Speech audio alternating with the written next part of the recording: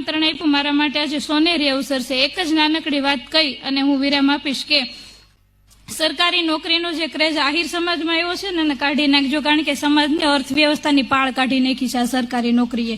હું એમ નથી કહેતી કે સરકારી નોકરી ન કરવી, એજ્યુકેશન લેવું, સરકારી નોકરી મેળવવી, તમારે એક સેલ્ફ ડિપેન્ડ બનવું અને તમારે સ્વતંત્ર જીવન જીવવું, એમાં હું તમારી સાથે છું। પણ સરકારી નોકરીવાળો જમાઈ જોઈએ ને આ માંગણી આપણી ખોટી છે, કારણ કે દર 5 વર્ષે ભરતી આવે।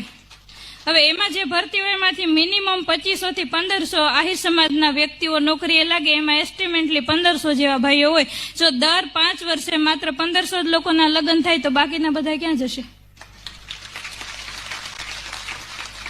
અને સરકારી નોકરી શેના માટે જોતી એ મને ખબર છે, પણ બધું વધારે ન કહી દેવાય, કારણ કે છે ને દાદા, ઘર પરિવાર અને સંયુક્ત કુટુંબમાં નથી રહેવું। ગાય ભેંસ, ગાયના છાણવાળા હાથ નથી કરવા, વાસિંદુ નથી કરવું, ઘરડા બુઢાને સાચવવા નથી, ઘરના કામ નથી કરવા, ખેતરના કામ નથી કરવા, બસ 2 જણા રહેતા હોય એટલે માત્ર 2 જ જણાની રસોઈ બનાવવાની, એ 5 જ દિવસ, શનિ રવિએ તો એ પાછા ભાઈ સાહેબને હોટલમાં ઉપાડે।